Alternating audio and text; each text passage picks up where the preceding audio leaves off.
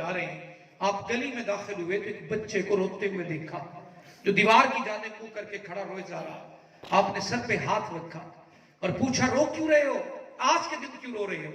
آج تو عید کا دن ہے، تھوڑا غور کیجئے گا۔ سرکار دو عالم صلی اللہ علیہ وسلم کے پوچھنے پر وہ پھوٹ پھوٹ کر رونے لگا اور آپ کی جانب نگاہ اٹھا کر کہنے لگا رو کیوں نہ، میں وہ ہوں جس کے سر پہ نہ ماں ہے نہ باپ ہے۔ عید کے دن میں اگر دوسروں کو دیکھتا ہوں،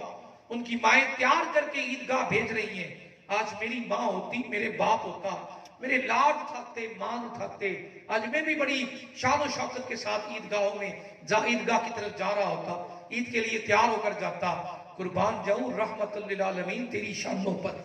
دنیا ایسے نہیں کلمہ پڑھتی سرکار دو عالم صلی اللہ علیہ وسلم کی سیرت پاک کو پڑھ کر، تیرے میرے کردار کو دیکھ کر تو کوئی ایک بھی مسلمان نہیں ہوا،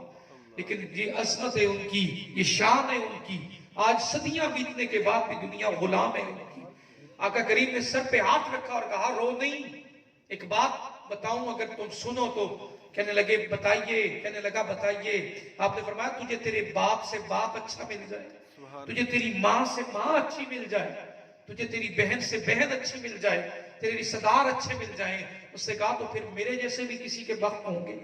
سر پہ ہاتھ رکھا اور گھر لے آئے، آ کر کہا سیدہ عائشہ صدیقہ سلام اللہ علیہا سے، ام المومنین، آپ سے آپ نے ارشاد فرمایا اے عائشہ اس بچے کو یوں نہلا کر تیار کرو جیسے تمہارا اپنا بیٹا ہوتا اور تم کرتی۔ نصیب والا تھا، قسمت والا تھا۔ سیدہ عائشہ صدیقہ رضی اللہ تعالی عنہا نے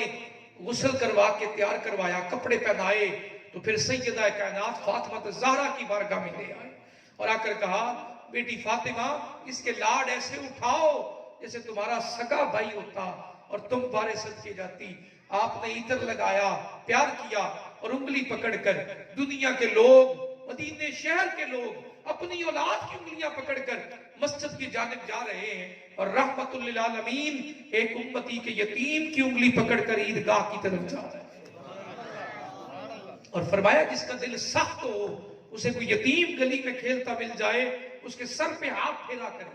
ہاتھ پھیرتا رہے، دل کی سختی ختم ہو جائے گی، دل میں نرمی اتر آئے گی۔ آج ہمارے گھروں کے اعمال